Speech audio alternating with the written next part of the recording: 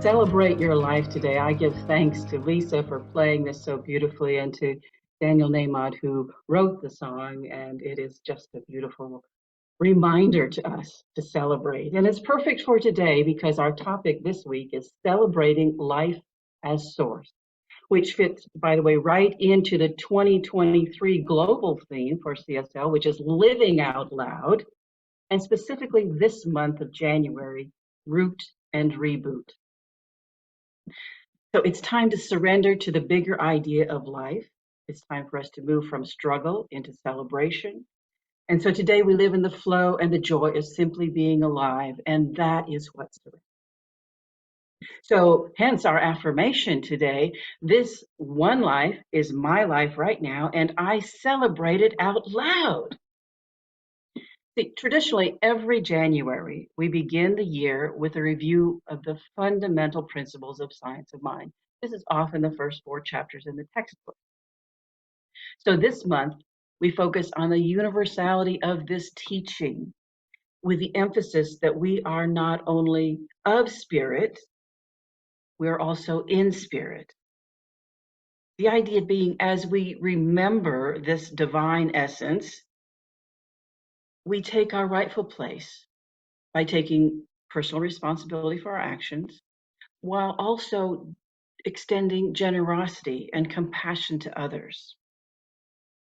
We deepen our practice for the benefit and enrichment of the whole of humanity, not only ourselves, but the whole of humanity, this earth's creatures and the earth itself. As we deepen in spirit, we become more responsible, more generous, more compassionate, more kind.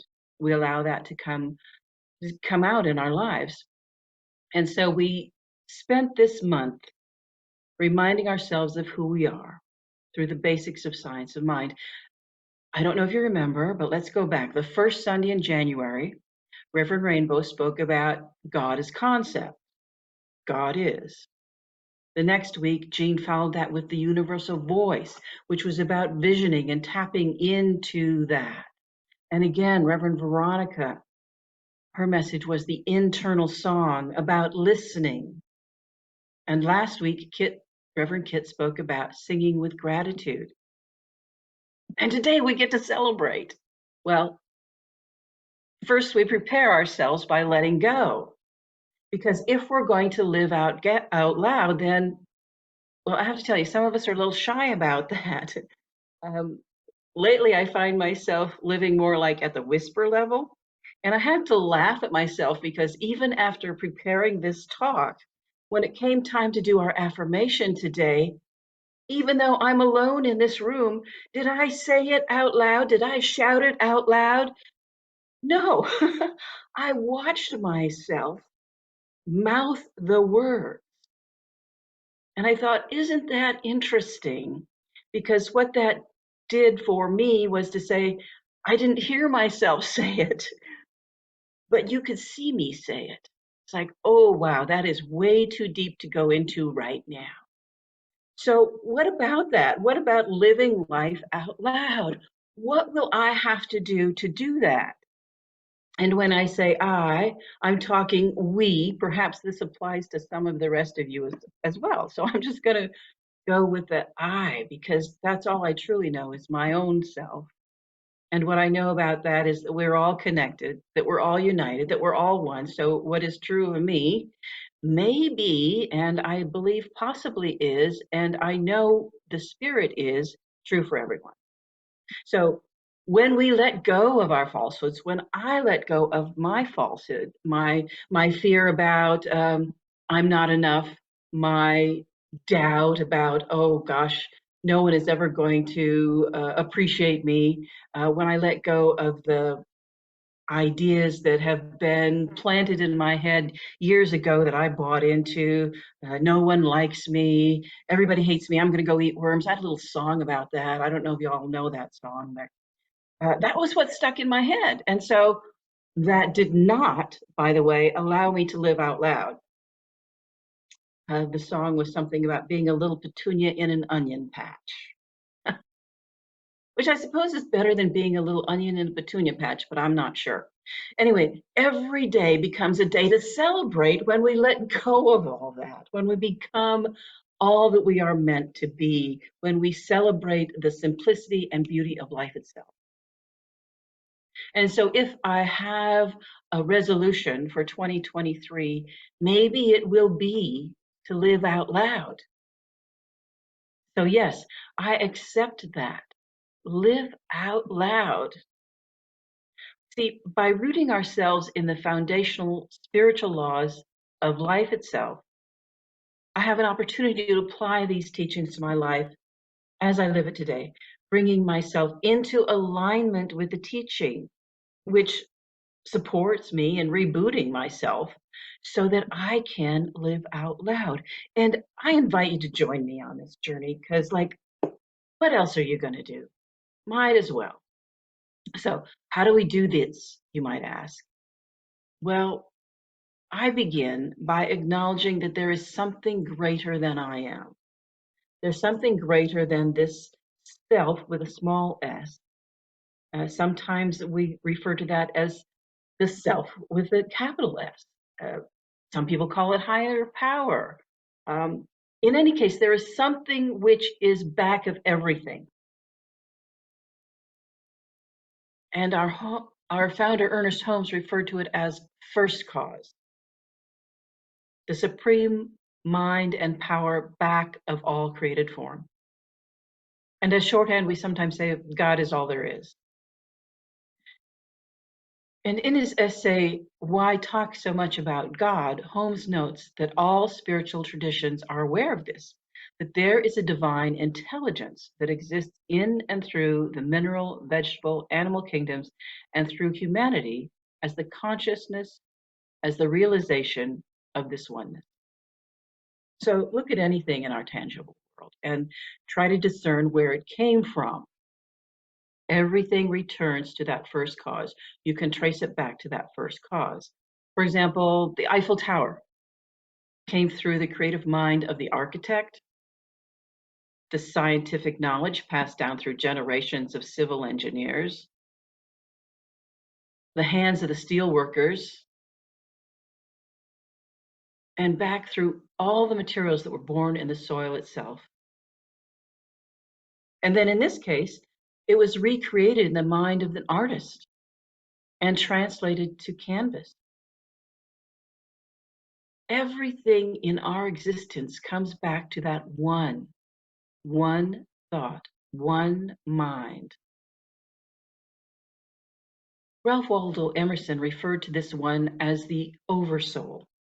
Perhaps you read his essay of the same name, in which he wrote that the thing that is the unifying principle which brings everything together within humanity is the soul of the whole, the wise silence, the universal beauty to which every part and particle is equally related, the eternal one.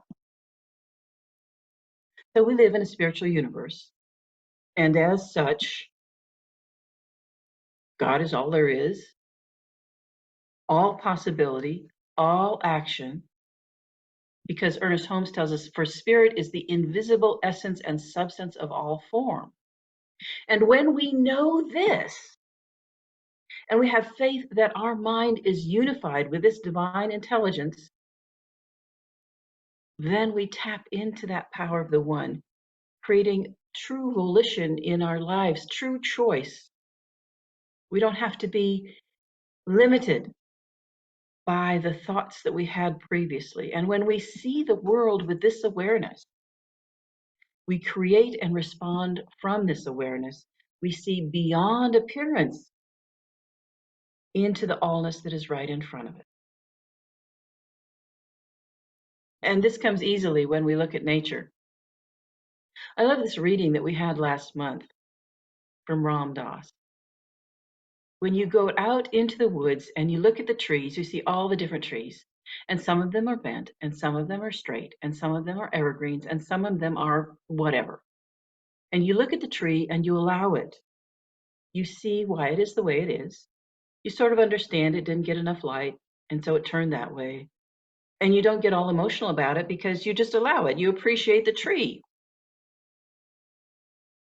I love this idea that we just appreciate what is rather than trying to change the tree. It's really kind of hard to change the tree as it stands. But what we see is that twisted branch on a grand tree is a thing of beauty. And when we see that, and when we see it, we know that we live in a spiritual universe.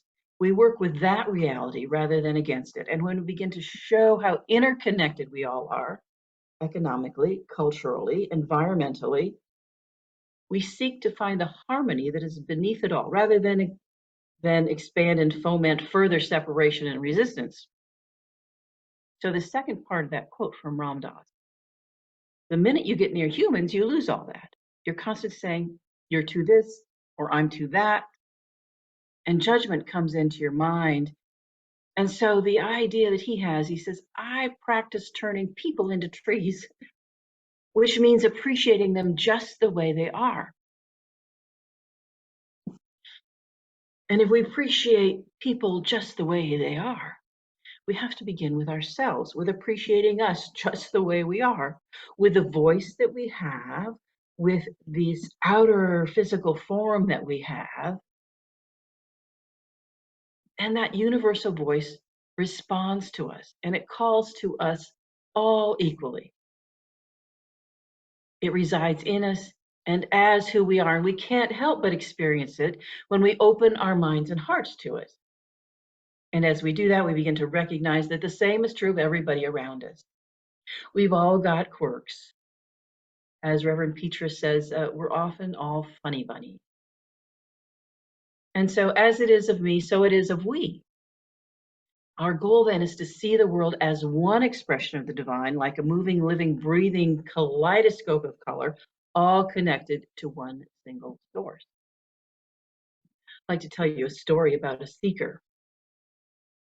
After years of searching, the seeker was told to go to a cave in which he would find a well. He said, ask the well what is the truth, and the well will reveal it to you. And so having found the well, the seeker asked that fundamental question, what is truth? And from the depths, the response is, go to the village crossroad. There you shall find what you're seeking. And so full of hope, the man ran to the crossroad, only to find three rather uninteresting shops. One shop selling pieces of metal. Another sold wood. A third sold wire. These are not exciting things. Nothing and no one seemed to have much to do with the revelation of truth, and so he was disappointed. He returned to the well and said, demanded an explanation, but he was told, you will understand in due time. And the man protested, but when you protest against truth, all you get in return are the echo of your own shouts. So he felt he'd been made a fool of.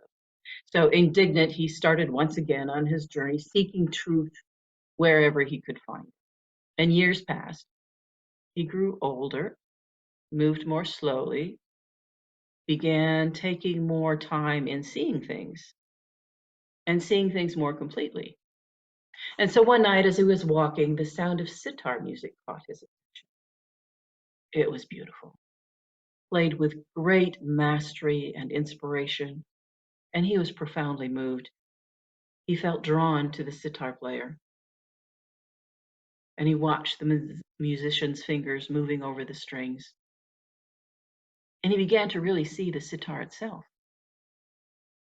And then he knew the sitar was made out of wires, pieces of metal, and wood, just like those he'd seen at the three stores in the crossroad. And at last he understood the message of the well. We've already been given everything we need. Our task is to assemble and use it. Nothing is as meaningful as long as we perceive only separate fragments. But as soon as we see the fragments as a whole, a new entity emerges. So when God is all there is no duality. There is no us and them. There is no you and me. There's only one. And when there is only one, why don't we just live out loud? As God is, so am I. That's what we're taught in Science of Mind. It's the fundamental truth of our teaching. Each one of us is divinely connected to that one source, that one divine intelligence. Our goal is not to realize our individual power, but to see and work in concert with the same power that exists in and through all souls we meet. So, what's gotten in the way of this? Well, Ernest Holmes tells us this. He says, false belief, superstition has gotten in the way of our understanding of the divine truth. He says, everything which is opposed to good is nothing more than accumulation of human thought, a collective negative suggestion of the collective unconscious. We grow in our understanding of the all as we increase our faith and see it manifest around us. But I have to admit, leaning into that faith has been especially challenging these last few years when there's been so much shadow, so much darkness present in our lives through the pandemic, through war, through our racial and cultural upheaval. And as religious scientists, we have to recognize that these are symptoms of error thinking. And divine goodness remains in the midst of appearance. And this takes a lot of faith because sometimes it doesn't look like that. But it also takes right action.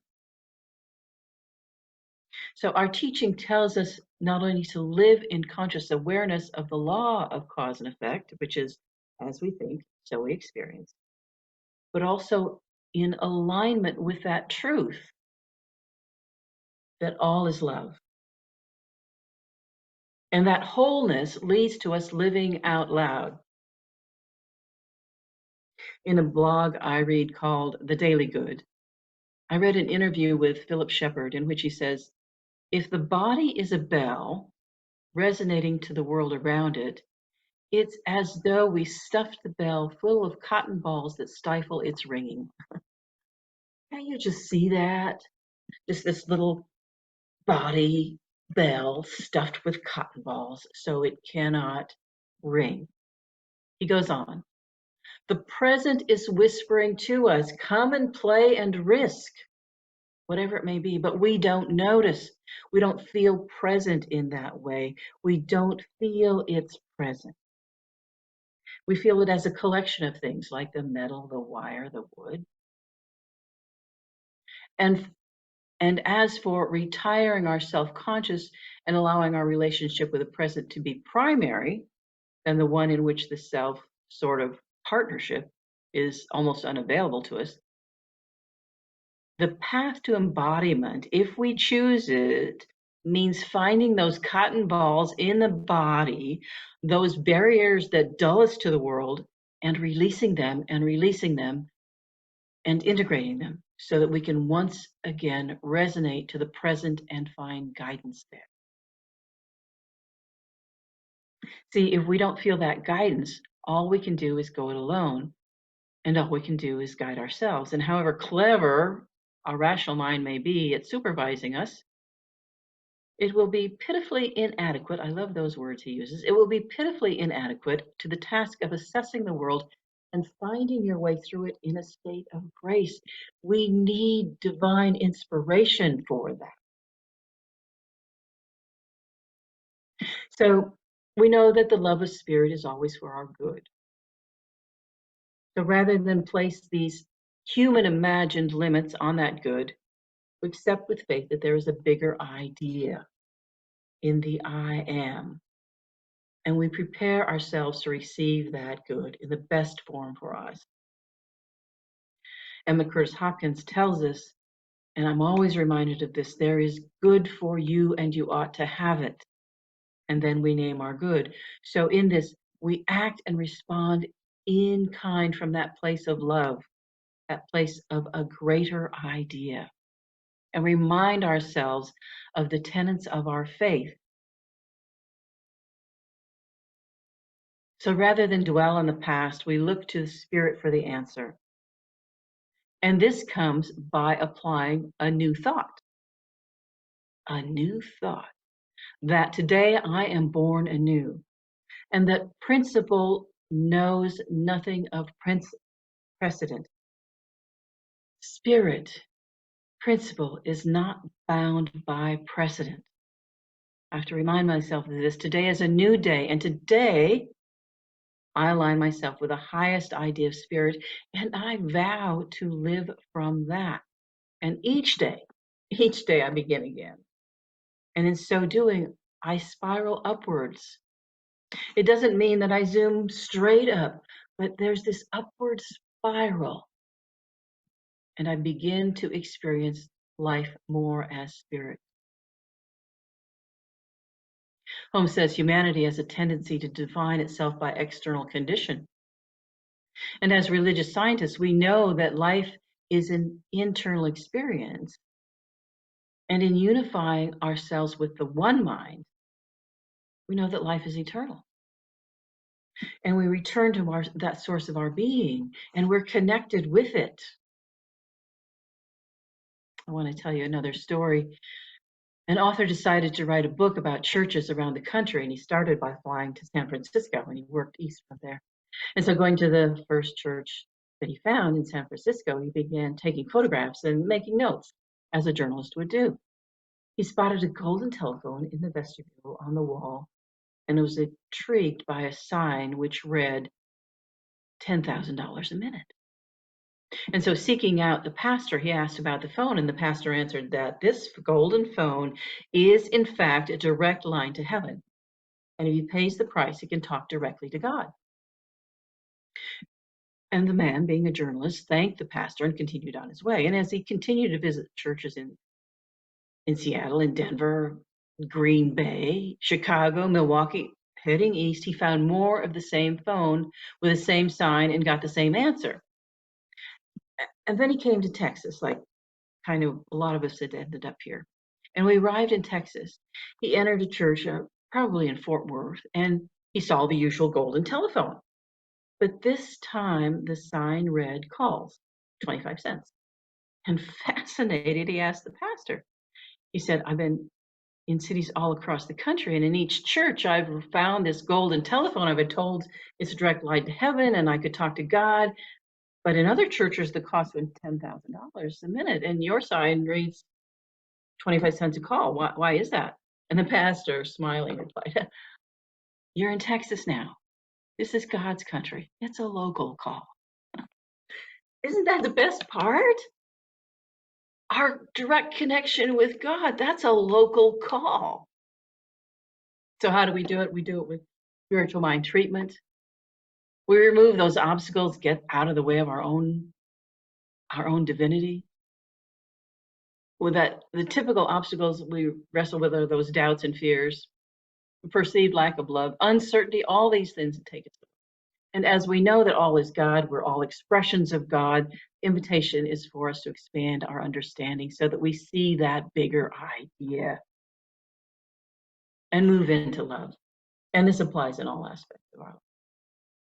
So this week, I invite you, look for that God, spirit source in your daily life. Don't look to see what is behind what is happening.